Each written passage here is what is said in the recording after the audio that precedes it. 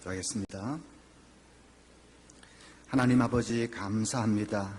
새벽 시간에도 성도들이 사모하는 마음으로 주님의 전으로 달려 나왔습니다. 이 시간도 말씀 전하는 시작부터 끝까지 성령님 온전히 역사하셔서 우리 심령 속에 깨달음 주시고 또 은혜 충만한 시간 되게 해 주시옵소서. 귀한 예물을 정성껏 드렸습니다. 믿음으로 바친 이 예물을 하나님 향기나는 제물로 받으시고 주의 나라의 아름다운 도구로 사용해 주시옵소서. 바친 가정들, 기도의 제목들 우리 하나님 받아주시고 모든 것이 합력하여 선을 이루게 하시는 아름다운 그런 응답의 역사로 가정마다 채워 주시옵소서. 예수님의 이름으로 기도하옵나이다. 아멘. 잘 주무셨습니까? 제가 잘 주무셨는지 묻는 것은 그냥 인사가 아니고 상당히 마음에 있는 얘기입니다. 왜냐하면 저는 불면증이 있어서 잠을 잘 자지를 못합니다.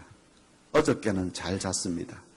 이 대연동 물이 좋은지 잘 잤는데 그래서 잘 자고 나면 감사하고 그런데 여러분도 잘 주무셨다고 하니까 좋습니다. 어저께 강 목사님이 우리 교회는 새벽마다 성가대가 있다고 하길래 제가 안 믿었습니다. 뭐 목사님이 거짓말을 하고 있냐, 새벽에 성가대 있는 교회가 어디 있냐 속으로 그렇게 생각했는데 거짓말 아니고 진짜네요. 천사 성가대 찬양대 아름다운 찬양 감사드리고 주님 앞에 서는 그날까지 날 이 사명을 잘 감당을 하십시오. 예수님께서 12제자를 처음으로 이제 세상으로 내어보내십니다.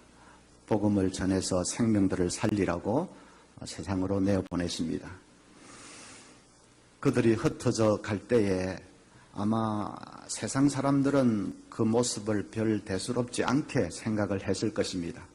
그러나 대수롭지 않은 게 아닙니다. 그 12명은 몇 년 지나지 않아서 온 예루살렘과 유대와 사마리아와 땅끝까지 나아가서 세상을 흔들어 놓는 사람들이 되었기 때문입니다. 또 마침내는 온 민족과 열방을 향해서 나아가서 복음으로 하나님 나라를 전파하고 사람들을 놀랍게 구원해내는 그런 역사를 감당을 했습니다. 지금 이 세상으로 12명 나아가는 것은 앞날에 이루어질 그 놀라운 복음 사역의 어떻게 보면 시작을 알리는 신호탄과도 같은 것입니다. 그래서 그런 것을 생각하면서 이 본문을 읽으면 우리 마음에 또 특별히 감동이 있습니다. 예수님이 제자들을 내보내시면서 몇 가지 준비를 시켜주십니다. 이제 그것 때문에 그들은 얼마든지 담대하게 복음을 전할 수가 있었습니다. 그 준비를 시켜주신 것이 뭘까? 이 새벽에 한번 살펴보겠습니다. 첫째는 능력이었습니다. 1절 보면 예수께서 12제자를 불러 모으사 모든 귀신을 제어하며 병을 고치는 능력과 권위를 주시고 했습니다. 6절에는 제자들이 나가 각 마을에 두루 다니며 곳곳에 복음을 전하며 병을 고치더라 했습니다. 예수님이 큰 능력을 주셔서 그 능력을 마음껏 사용해서 병을 고치고 역사를 일으킨 것입니다. 그런데 한 가지 의문이 있습니다. 복음서를 쭉 읽어보면 제자들이 늘 그렇게 능력 있는 삶을 산 것은 아닙니다. 지금은 분명히 능력이 있어서 역사를 일으켰지만 다른 성경을 보면 복음서를 보면 늘 그랬던 것이 아닙니다. 이 전도 여행을 마치고 돌아와서는 이전의 연약한 모습으로 되돌아가 버립니다. 그래서 이 9장 40절에만 보아도 귀신 들린 아이의 아버지가 와서 제자들에게 우리 아이 병을 고쳐달라 할 때에 제자들이 고치지를 못하고 그냥 쩔쩔 매는 것을 볼 수 있습니다. 왜 그럴까? 지금 여기서 예수님이 제자들에게 준 것은 능력이 아니라 능력을 사용할 수 있는 권한이었습니다. 1절 끝에 보면 능력과 권위를 주셨다는 말씀을 특별히 하십니다. 권위를 주셨다. 권위, authority, 권위를 주셨다 하는 말의 뜻이 무엇이겠습니까? 하나님의 능력을 사용할 수 있는 권한을 주셨다는 뜻입니다. 능력은 하나님께 속한 것입니다. 우리가 받는 것은 능력 자체라기보다는 그 능력을 사용할 수 있는 권한입니다. 그걸 잘 구별을 하지 못해서 요즘도 어떤 사람들 보면 능력이 완전히 자기의 무슨 소유인 것처럼 착각을 하는 사람들이 있습니다. 소위 신유의 은사를 받았다 하는 그런 분들 보면 자기는 언제나 마음만 먹으면 병자를 고칠 수 있는 것처럼 생각합니다. 자기는 무슨 병자를 언제든지 고칠 수 있는 전매 특허라도 받은 사람인 것처럼 생각을 합니다. 그래서 병이 잘 안 나오면 무리하게 안차를 하고 두들겨 패기도 하고 그러다가 어느 기도원에서 사람이 죽어나갔다 그런 얘기를 종종 듣지 않습니까? 인간은 교만하기 쉽고 변질되기 쉽고 하기 때문에 하나님이 능력 자체를 주시지는 않습니다. 대신에 능력을 사용할 수 있는 authority, 권한을 주십니다. 언제 권한을 주시죠? 복음을 전할 때입니다. 지금 제자들처럼 복음 전하기 위해서 세상으로 나아갈 때 능력을 사용할 수 있는 권한을 주십니다. 능력의 문을 열어주십니다. 복음 전도는 예수님이 하셔야 되는 일입니다. 이 캄캄한 세상에 예수님은 복음을 전해서 이제 이 땅에 하나님 나라를 세우시기 위해서 오셨지요.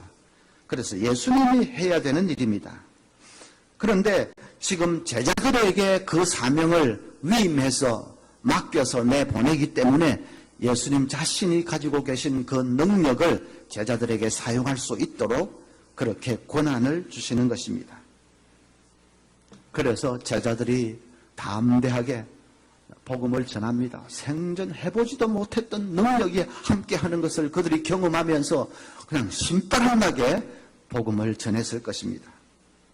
지금뿐 아니라 사도행전을 보면 전부 그런 얘기 아닙니까? 사도들이 복음을 전할 때마다 옥문이 열리기도 하고 그냥 귀신이 도망치고 병자가 벌떡벌떡 일어나고 심지어는 죽은 자가 살아나는 그런 놀라운 역사가 일어났습니다. 물이 많이 고여있던 저수지에 이 관을 연결해서 탁 이 수도 파이프를 털면 물이 콸콸콸콸 쏟아지듯이 능력의 원천이신 그 하나님께 이게 탁 연결이 돼서 하나님이 오케이 사용해도 좋다 문을 탁 열어주시니까 그러니까 그냥 사도들을 통해서 능력의 이 생수 같은 능력이 그냥 콸콸콸콸 쏟아져 나온 것입니다. 레디컬이라는 책을 쓴 데이빗 플랫 목사님 거기 책에 보면 이런 얘기가 나옵니다. 한 번은 인도네시아의 어느 신학교 졸업식에 설교를 부탁을 받아서 데이빗 플랫 목사님이 갔습니다. 그 신학교는 졸업을 하려면 반드시 이슬람 마을에 들어가서 교회를 개척해야 된다 하는 어려운 규정이 있습니다. 한 10년, 20년 전에도 우리 신학교도 이제 강도사 되고 목사 되려면 개척교회를 해야 되는 것도 농어촌교회라도 섬겨야 되는 그런 규정이 있다가 너무 힘들어서 없어졌습니다. 그런데 그 신학교는 이슬람 마을에 들어가서 교회를 개척해야 되는 그런 규정이 있습니다. 이슬람 마을에 들어가서 교회를 세우는 것은 말처럼 쉽지 않습니다. 온갖 핍박과 위험을 무릅써야 합니다. 한 사람 한 사람 졸업생들이 나와서 졸업장을 받는데 데이빗 플랫 목사님이 앉아서 바라보면서 저분들이 다 어려운 그 개척의 사명을 훌륭하게 잘 수행을 해서 이제 졸업을 하는구나 생각을 하니까 마음에 참 뭉클하는 감동이 왔습니다. 예배 순서 가운데 그 무슬림 박해를 받아서 목숨을 잃은 신학생 2명을 위해서 이렇게 묵념을 하면서 기도를 하는 그 순서를 가졌는데, 그때는 정말로 눈시울이 뜨거워졌다고 합니다. 간증 시간이 됐는데 라덴이라는 졸업생이 나와서 간증을 합니다. 자기는 예수 믿기 전에 완전히 깡패 싸움꾼이었다고 합니다.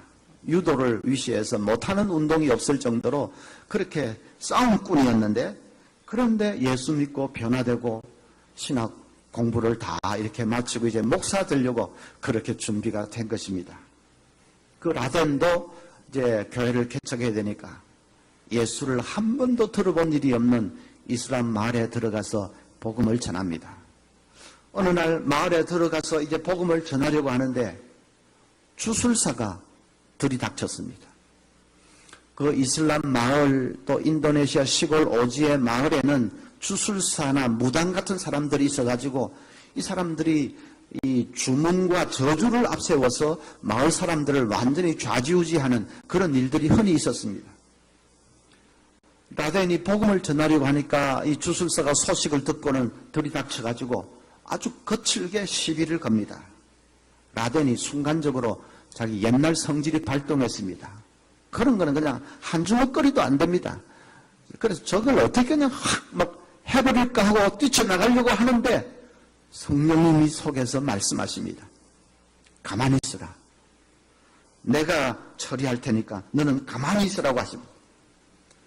라덴이 그 음성에 이제 순종을 했습니다.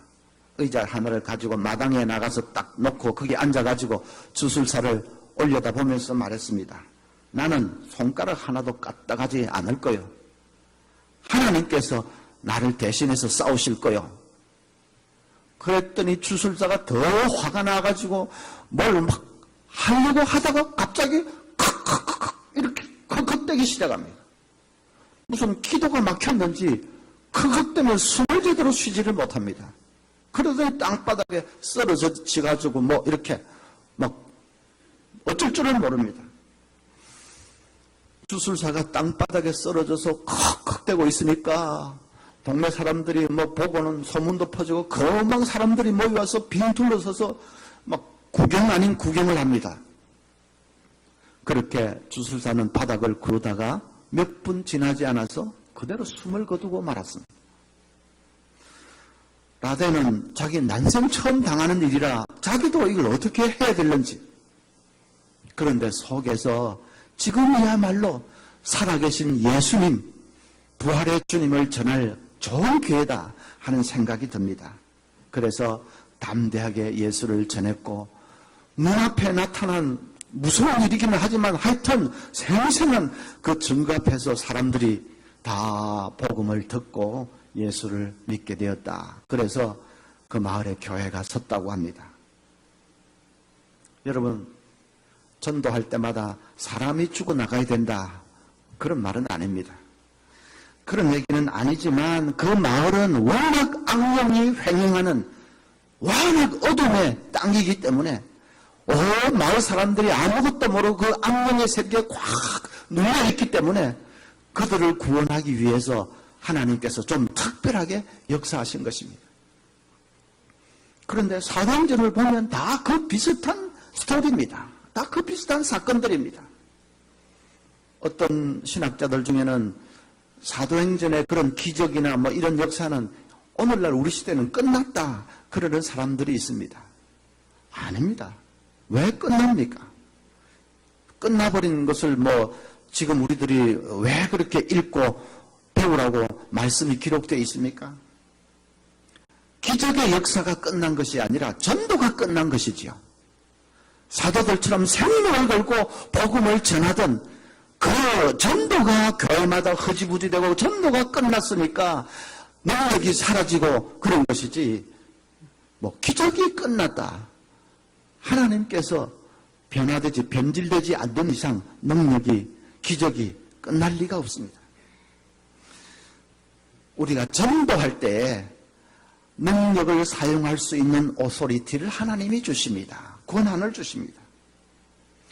여러분, 나는 신앙생활 하면서 좀 뭔가 체험적인 신앙생활을 했으면 좋겠다. 밤낮 말로만 이게 아니라 하나님 살아계신다는 것을 좀 그런 것을 체험을 좀 해봤으면 좋겠다. 기도가 응답된다는 것을 나도 좀 체험을 해봤으면 좋겠다. 그래서 좀 뭔가 좀 뜨거운 것을 경험해봤으면 좋겠다. 그러시는 분들, 답은 다른 데 있지 않습니다. 전도하십시오. 입술을 벌려서 전도하기를 한번 시작해 보십시오. 시간 오래 걸리지도 아니하고 하나님께서 능력을 정말로 체험하게 해주실 것입니다. 도통 변화될 것 같지 않던 완고한 사람이 깨어지는 것을 볼 수도 있습니다. 환경적으로 생각지도 못한 그런 길이 열리는 것을 볼 수도 있습니다. 오래 응답되지도 않던 기도가 갑자기 응답되는 것을 여러분 아마 체험하실 것입니다. 분명합니다. 하나님께서 가장 기뻐하시는 생명 살리는 이 일에 헌신하면 하나님이 자원을 우리에게 공급해 주기 시작하는데 바로 능력을 사용할 수 있는 권한을, 문을 확 열어주시는 것입니다. 저는 이제 모든 교인들을 다 신방을 할 수 있는 것은 아니고 이제 교구 목사님들이 하시는데 또 꼭 가야 되는 그런 집은 또 제가 갑니다. 또 어떤 집은 꼭 가야 되겠다고 이렇게 교육자들이 얘기를 해서 이제 갔습니다. 그런데 그분이 제가 이제 방에 앉아서 이렇게 성경 찬송 찾고 예배를 시작하려고 이렇게 하는데 그분이 자꾸만 이상한데, 이상한데 자꾸 이상하다는 겁니다. 그래서 집사님 뭐가 그렇게 이상하십니까? 했더니 자기 집에 뭐 해피라든가 그 개를 키우는데 그놈이 되게 싸납답니다. 그래서 저 밖에서 무슨 복도에서 사람 소리만 들려도 막 시끄럽게 짖고 하는데 누가 손님이 집에 들어오면 말할 것도 없죠. 막 시끄럽게 짖고 그래가지고 자기가 목사님 신방 오시는데 또 막 짖어댈 텐데 이거 어떻게 할까? 딴 방에 가둬놓으면 막 문을 긁으면서 짖고 이러는데 그래서 어떻게 할까 걱정했는데 이 해피라는 강아지가 끽 소리도 안 난 겁니다. 하나도 뭐 짖지도 않고 뭐 있는지도 몰랐습니다. 그래서 이상하다는 겁니다. 야, 이상한데. 그러면서 그분이 하는 말이, 짐승문에는 뭐 이 혼이 보인다고 그러잖아요. 그래서 아마 우리 강아지가 목사님에게서 뭔가 이 신령한 뭐를 본 모양입니다. 제가 좀 처음 듣는 소리인데 저는 무당도 아니고 아닌데 뭐 저한테서 뭘 보는지 하여튼 뭐 본 것 같습니다. 그러는 겁니다. 여러분 그분이 조금 무식한 것처럼 보이지만은 그래도 검사장 출신이고 지금은 이제 변호사 개업을 하고 있는 분이 무식한 분이 아닌데 영적으로는 이제 다 뭐 어릴 수 있는 거죠. 그래서 사람 눈에 안 보이는 거 짐승 눈에는 오히려 보인다고 하는데 우리 집 강아지가 목사님에게서 뭔가를 본 것 같습니다. 그래서 저렇게 조용한 것 같습니다. 그 말 듣고 나니까 제가 그 순간부터 마음이 불안해지기 시작하는 게 있죠. 저놈이 짖으면 나는 큰일이다. 채면 이제 다 깎인다. 그래서 조마조마한 마음으로 찬송도 제일 짧은 거 3절 있는 것만 이렇게 부르고 설교도 준비했던 거가 좀 간단하게 하고 그리고 기도 좀 짤막하게 하고 집을 탁 나서서 그 순간까지도 조용했습니다. 제가 살았다. 강아지가 내 살려주는구나. 그런데 여러분 어떻게 해석을 할지 모르지만 저는 그런 비슷한 일이 많습니다. 하나님이 인간적으로는 보잘것없지만 목사라고 하나님께서 봐주시는 겁니다. 제가 뭐 기도에 그런 능력이 많은 사람도 아닌데 하나님께서 또 우리 교인 병든 사람 고쳐주시기도 하시고 또 뭐 하여튼 목사님 기도하고 나서 그냥 이렇게 회복이 돼서 의사가 이제 수술을 해도 되겠다고 합니다. 뭐 그런 얘기도 해주고 하다못해 강아지 이 개새끼 한 마리도 입을 꽉 닫고 있고 이 어린 신자들이 야 목사님 뭔가 다르십니다 하니까 하나님께서 봐주시는 것 같습니다. 제가 뭐 다른 일 하는 것도 아니고 입을 열어 복음을 전하고 생명을 살리고 하는 그 일을 하니까 하나님께서 당신의 능력을 사용할 수 있는 권한을 이제 일하는 동안에는 조금씩 주시는 것 같습니다. 여러분도 마찬가지입니다. 교역자만 그런 것이 아니라 우리가 복음을 전하지 않아서 그렇지 입을 열어 말씀을 전하기 시작하면 분명히 내 힘으로 하는 그것이 아니라 하나님께서 함께 해주시는 것을 경험하게 되실 것입니다. 두 번째로 또 우리 주님께서 무장시켜 주신 거 있습니다. 담대함입니다.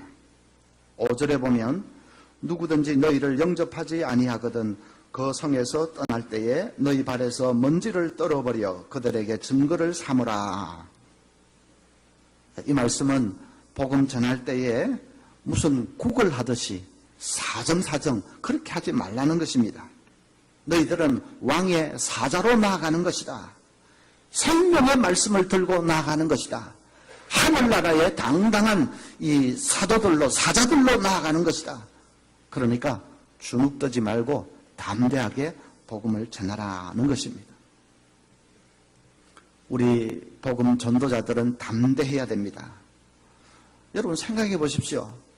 우리 교회 의사 집사님 계신데 멀지 않아서 이제는 120살까지 살 거랍니다. 우리가 지금은 이제 거의 100살까지는 살지 않습니까?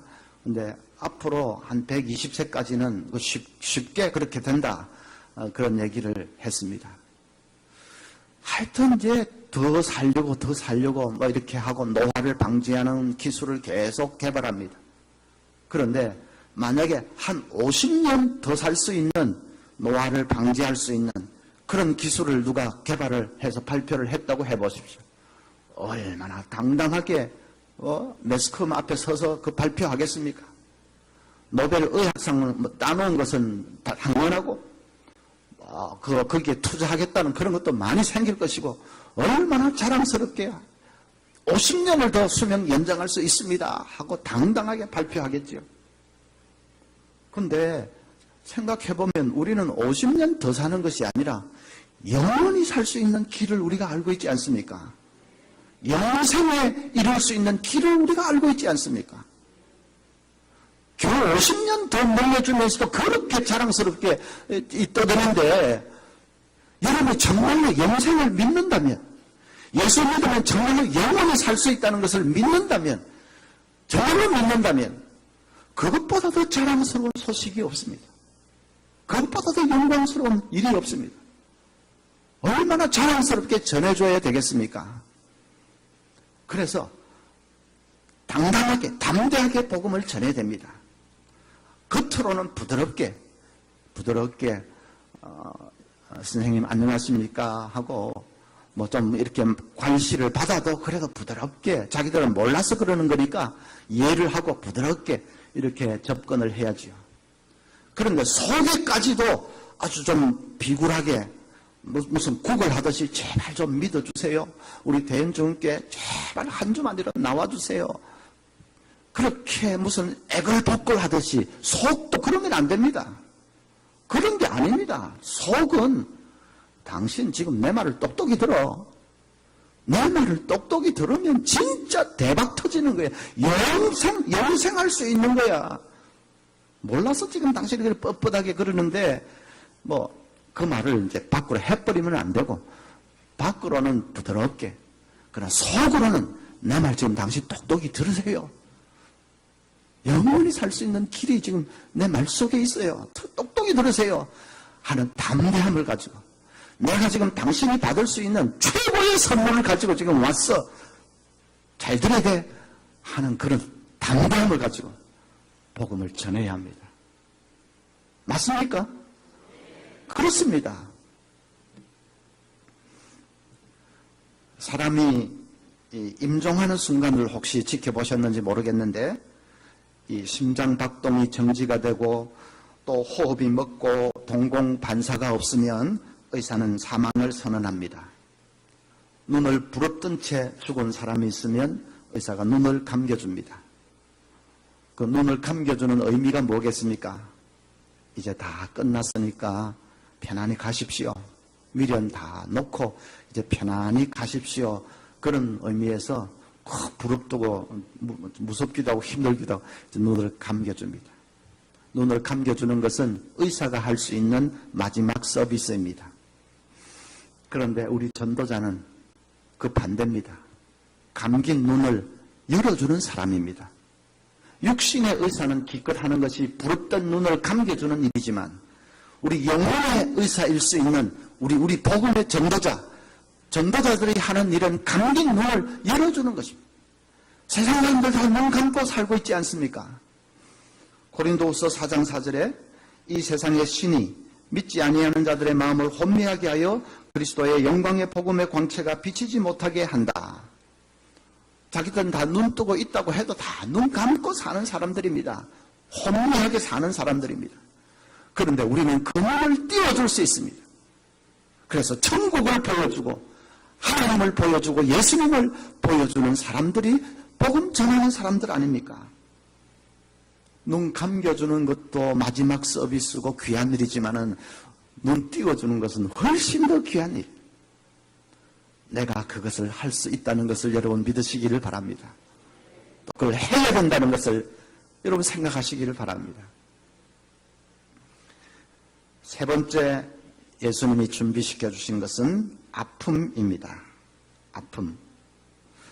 오늘 이 본문 말씀 보면서 의문이 드는 분이 계실 겁니다. 왜 제자들을 굳이 세상에 내보내실까?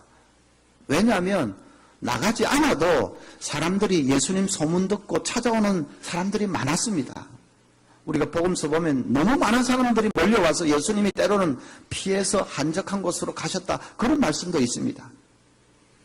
그래서 찾아오는 사람들만 이렇게 복음을 전하고 고쳐주고 해도 바쁘기가 한량이 없을 텐데 왜 구태여 세상으로 내보내셨을까? 그것은 세상의 아픔을 너희들 눈으로 직접 보고 경험하라는 뜻입니다.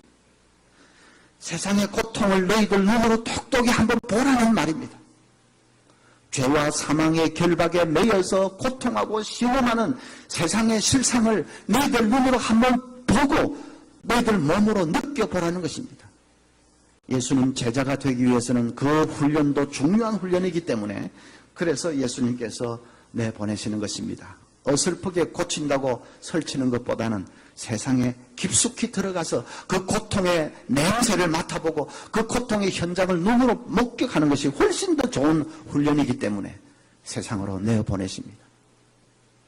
그래서 여름에는 좀 청년들 이렇게 해서 저 방글라데시로 이렇게 비전 트립도 보내고 하는 것도 중요합니다. 나가서 직접 보고 부딪혀야 하면 좀 고생해 봐야 됩니다.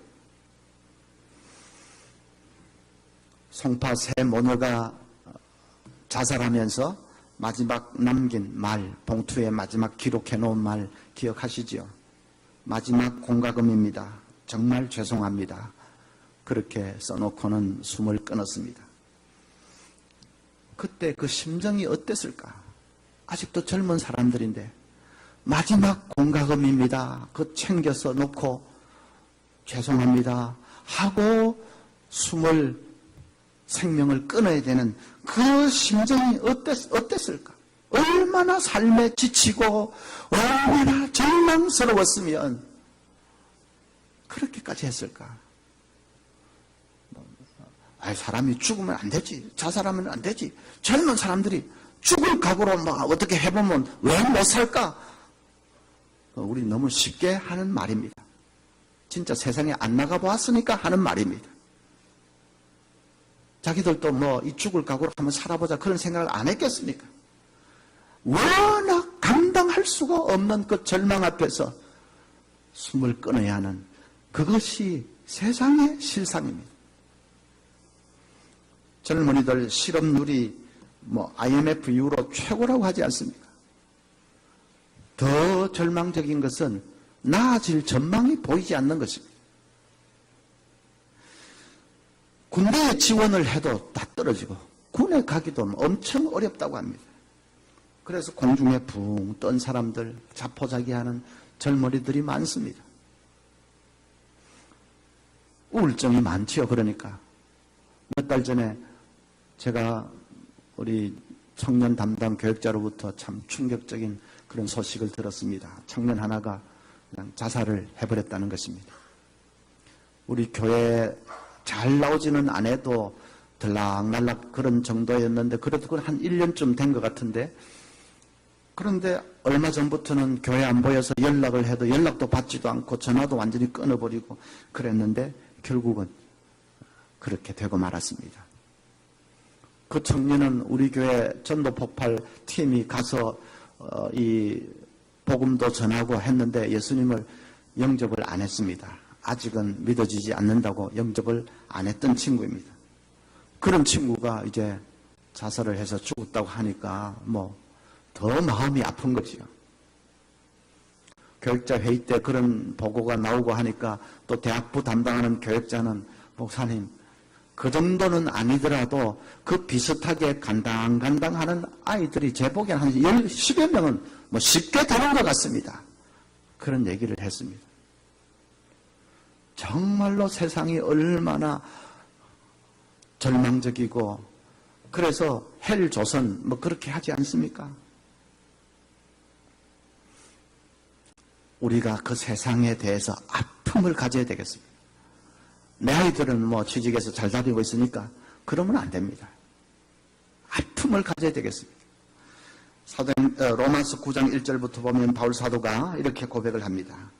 내가 그리스도 안에서 참말을 하고 거짓말을 아니하노라.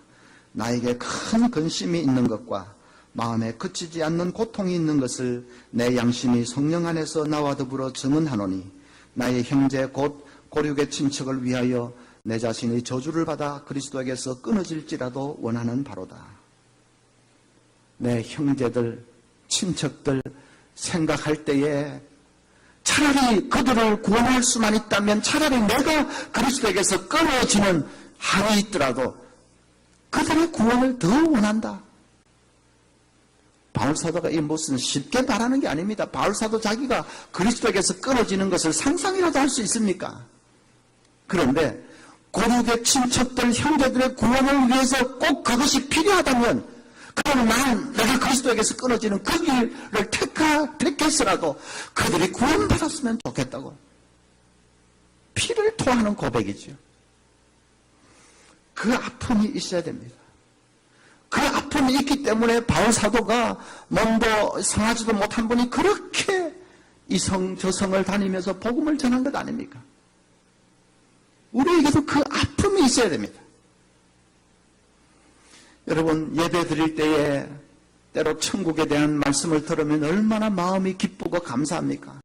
야, 우리에게 그런 천국의 소망이 있다는 것이 얼마나 감사합니까? 그렇게 막 기쁘다가도 기쁨으로 끝나면 안 됩니다. 문득 생각해 보니까 내 부모님이 아직 예수님을 영접하지 않았습니다. 내 부모님이 아직 저 지옥을 향해서 나아가고 계십니다. 그 생각이 들어서 가슴이 미어지기 시작합니다. 천국 소망 너무 좋다, 감사하다, 기쁘다가도 어느 순간 마음에 아픔이 있고 마음에 그냥 견딜 수 없는 고통이 있어야 됩니다. 예배 드릴 때 은혜 충만하면 마음이 기뻐지요. 정말 세상에서 얻을 수 없는 그런 기쁨이 마음에 있습니다. 그러다가 문득 주위를 돌아보면 사랑하는 내 친구가 보이지 않습니다. 내 친구가 아직 이 길을 알지 못합니다. 그래서 마음이 아파오는 것입니다. 칼로 그냥 정이듯이 마음이 이 정리해 오는 것입니다. 기쁨만 있으면 안 됩니다. 항상 기뻐하라 하셨지요? 기뻐해야 되지만 그러나 그 기쁨만으로 그치면 안 됩니다. 기쁨 뒤에는 반드시 아픔이 있어야 됩니다. 이 기쁨을 알지 못하는 사람 때문에 내 마음에 안타까움이 있고 아픔이 있어야 됩니다. 그 아픔이 영성입니다. 영성이 깊은 사람은 아픔이 있습니다. 뭐가 그래 아프단 말이고 나는 싱싱한데 말짱한데 하는 사람은 아직 영성이 좀 얕은 거지요. 아무리 중직자고 수십 년 믿었다고 해도 아픔을 모르는 사람은 영성이 아직도 좀 얕은 것입니다. 영성이 더 깊어지고 기도가 깊어지고 하면 기쁨과 함께 늘 아픔도 안타까움도 오게 마련입니다. 윌리엄 부스라는 사람, 구세군을 창설한 사람이지요. 윌리엄 부스가 기도하는 가운데 지옥의 환상을 보았습니다. 성경을 읽을 때만 보았던 지옥, 환상 가운데 보니까 더 무시무시하고 참혹했습니다. 그 가운데 자기 친척이 있는 것도 보았다고 합니다. 윌리엄 부스가 엄청나게 충격을 받았습니다. 사람들이 저렇게 무서운 지옥에 떨어지고 있는데 우리가 이렇게 미적미적해서 되겠느냐. 그래서 창설한 것이 구세군입니다. 세상을 구원하는 군대라는 뜻이지요. 구세군.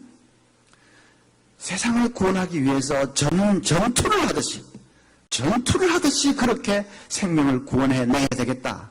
사탄과 전투를 해야 되겠다 하는 뜻에서 세상을 구원하는 군대라고, 구세군이라고 그렇게 정했습니다.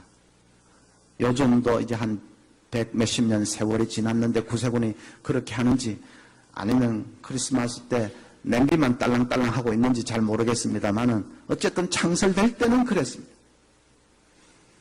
윌리엄 부스가 자주 기도하는 기도가 있습니다. 하나님, 저 성도들의 눈을 한 번만 열어주시옵소서.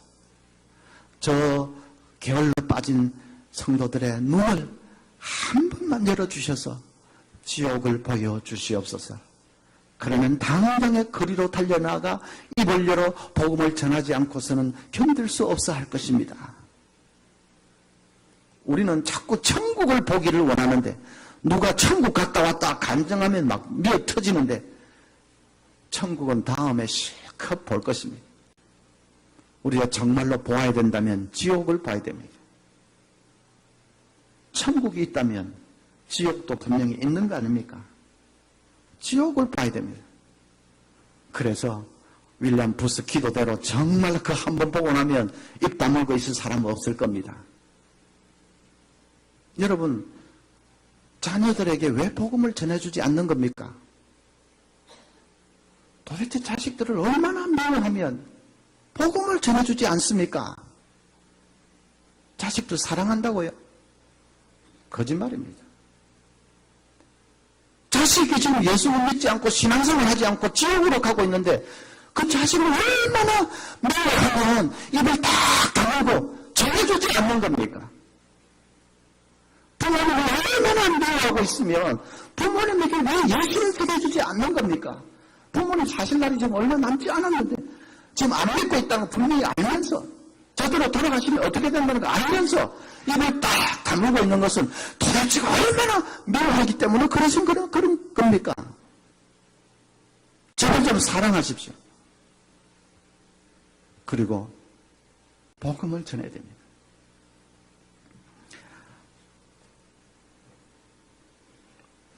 제가 한 가지 얘기만 하고 마치겠습니다. 제가 아는 어떤 권사님이 남편을 전도한 얘기입니다. 그 남편은 건설회사에 좀 임원이고 약간 높은 분입니다. 그런데 건설회사라는 그 직종이 그냥 시간 제때 퇴근하는 시간이 그럴 때가 별로 없지요. 2차, 3차 술자리가 언제나 있고, 그래서 뭐 늘 좀 근하하게 취해서 돌아올 때가 많은 그 남편이 그랬습니다. 한 번은 남편이 취해가지고 밤 1시쯤 이렇게 문을 쏙 여니까 자기 아내가 그 아파트 현관 바닥에 이렇게 무릎을 꿇고 있다가 벌떡 일어나서 이제 오십니까 하고 영접을 합니다. 그래서 거기서 뭐 하고 있었어? 했더니 아내가 씩 웃으면서 뭐 하긴 뭐 해요. 당신 위해서 기도하고 있었죠. 그럽니다. 남편이 뭐 화를 벌 냈습니다. 뭐 무슨 쓸데없는 짓 하고 있냐고. 그 차가운 타일 바닥에 그래 엎드리고 있으면 어떻게 되는, 당신 나이가 지금 몇 살인데 잘못해서 뭐 풍이라도 오면 어떻게 하려고 택도 없는 짓 하고 있다고 야단을 쳤습니다. 며칠 후에는 뭐 한 새벽 3시쯤 돼서 집에 들어왔는데 문을 썩 여니까 자기 아내가 그 타일 바닥에 쓰러져 있습니다. 놀라가지고 막 술이 확 깨는 것 같은데, 그래, 여보 왜 이래? 했더니 으라닥 일어나면서 기도하다가 깜빡 잠이 들었네. 죄송해요. 그럽니다. 남편이 그때는 불같이 화를 냈습니다. 그러기를 내가 그렇게 하지 말라고 했지. 미쳤어. 하고 막 그냥 불같이 화를 내고 했습니다. 한 일주일쯤 후에 또 그때는 한 12시쯤 이제 집에 들어서 문을 열려고 하다가 이 또 집사람이 또 뭐 기도한다고 여기 있을 거 아닌가 싶어서 살그머니 열었더니 아니나 다를까 그에 엎드려서 기도하다가 벌떡 일어나서 그냥 아주 따뜻하게 이렇게 맞아줍니다. 그날은 조금 시간이 좀 있다고 그런지 이 세면장으로 또 남편 데리고 가서 발도 씻어주고 막 이렇게 합니다. 남편이 도무지 안 되겠어서 그래서 물었습니다. 당신 저 현관 바닥에서 기도한다고 하는데 무슨 기도를 하는데? 아내가 당신이 그렇게 물으시니까 내가 좀 자초지종 얘기를 하죠.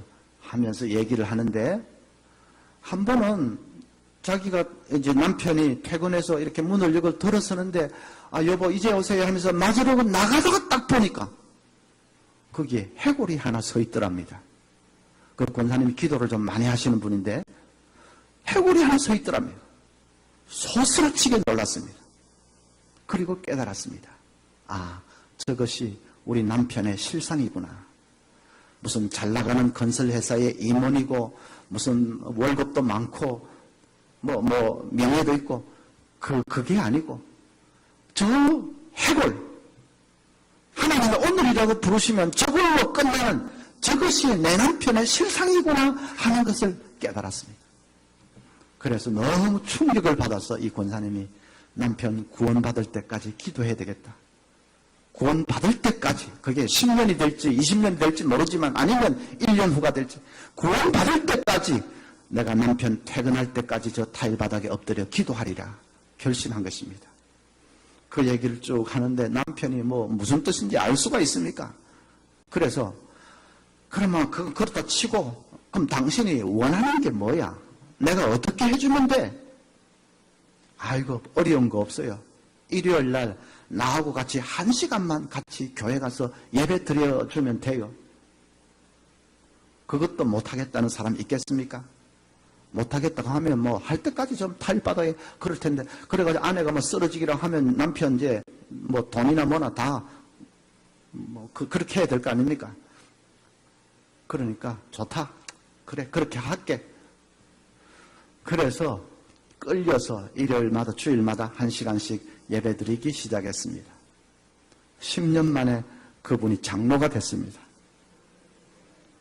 한번 불붙기 시작하니까 뭐 나중에 자기 아내는 저리 가라 할 정도로 성령님께서 물론 강력하게 역사하신 것이지만은 어쨌든 뭐 나중된다고 먼저 된다고 완전히 그렇게 돼버렸습니다. 10년 만에 장로가 됐습니다. 제가 신학교 교수로 있을 때 어느 교회 협동 목사로 있었는데 그 교회의 장로님이십니다. 여러분 여기도 여성도님들이 많으니까 그 말은 이제 안 믿는 남편만이 있다는 뜻이겠지요. 그냥 한 해 한 해 세월만 보내지 마시기를 바랍니다. 한번 마음에 결단하고 조금이라도 사랑하는 마음이 있다면 어떻게 하든지 남편 복음을 전해야 될 거 아닙니까? 기도밖에는 없습니다. 삶으로 잘 섬겨서 마음을 감동시키는 그거 하나 하고 그 다음에 기도. 말로서는 아마 어려울 겁니다. 그렇게 가까이 사는 사람에게 말 잘해가지고 뭐 예수쟁이들 진짜 말 잘하네 그 소리 딱 듣기 좋습니다. 그러니까 잘 사랑하고 섬겨서 행동으로서 마음을 녹이는 그 수 하나 하고 그 다음에는 기도. 아까 그 권사님처럼 뭐 꼭 타일바닥 아니더라도 작정하고 기도하십시오. 그래서 내가 영혼을 사랑하면서 그 아픔이 있어서 기도를 하든지 섬기든지 뭘 하든지 하기 시작하면 하나님께서 함께 역사해 주십니다. 자원을 공급해 주시기 시작하십니다. 네가 내 일을 하느냐? 그러면 너의 일은 내가 해주마. 하나님께서 그렇게 하시고 하나님 역사해 주시기 시작하십니다. 우리 대면중앙교회 성도님들 열심히 전도하십시오. 전도는 교회의 이 몸집을 불리기 위해서 하는 것이 아닙니다. 담임 목사님이 전도하자 하면 또 어떤 분들은 아이고 이 정도로 해도 많이 모이는데 뭐 목사님 욕심도 많다. 더 뭐 채워가지고 뭐 하려고 그러나. 교회 이름 낼 일이 있나? 그건 아주 삐딱한 생각, 잘못된 생각입니다. 전도하는 것은 여기 몸집 불리고 그래서 교회 이름 내고 목사님 이름 내고 그게 아니라 교회가 이 땅에 존재하는 그 존재의 이유가 생명을 살려내기 위한 것 아닙니까? 우리를 먼저 믿게 하신 이유가 우리를 통해서 지옥 가야 될 그 사람들을 건져내기 위한 것 아닙니까? 교회 본연의 사명입니다. 전도해서 다른 가까운 교회로 다 보내시고 이 교회 나오든지 말고 그건 그 다음의 문제입니다. 죽어가는 생명을 살려야 될 것 아닙니까? 우리 교회는 지역 전도부가 있어서 아마 여기도 비슷할 줄로 압니다만 하여튼 많은 부서 가운데 지역 전도부가 있어서 그 지역 전도부는 늘 주일 목요일 날 오후에는 다 모여가지고 열심히 기도하고 그다음에 흩어져 나가서 전도합니다. 공원 같은 데는 이 차 같은 여름에 시원한 이런 거 준비해 놓고 지나가는 사람에게 전도하고 이러면 누가 와서 어느 교회입니까? 물어보기도 하고 이렇게 합니다. 한 줄도 빠짐없이 합니다. 우리 대연중학교는 주택가 안에 있네요. 그래서 좀 이거 교회가 드러나지 않아서 약간 불리하다 이럴 수 있지만 그 불리하고 말고 그 생각하지 말고 주택가 안에 있는 이 모든 영혼들은 하나님이 우리에게 맡겨주셨다고 생각하십시오. 그래서 이 사람들을 위해서 여러분 전도하십시오. 전략은 다양하게 세울 수 있겠죠. 우리는 이사 오는 사람마다 생수 갖다 이삿짐 한창 옮길 때 생수 갖다 주고 이런 일도 많이 했었는데 어쨌든 전략은 목사님이 잘 세워서 여러분 제시하실 때 힘껏 힘을 모으고 순종해서 전도하십시오. 여러분 개인이 분명히 살 것이고 우리 대형중앙교회가 살아날 것입니다. 숫자가 많아져서 살아나는 그런 뜻이 아니라 영적으로 살아나는 충만해집니다. 하나님이 살아계시고 역사하신다면 체험하기 시작합니다. 감정이 쏟아져 나오기 시작하실 것입니다. 강아지 한 마리도 딱 입 다물어 주고 하는 거 여러분도 경험하실 거예요. 그래서 정말 이 거룩한 전투에 열심하는 교회가 되어서 우리 하나님께 큰 영광 올려드리는 대연중앙교회 되시기를 간절히 바랍니다. 기도하겠습니다. 하나님 아버지,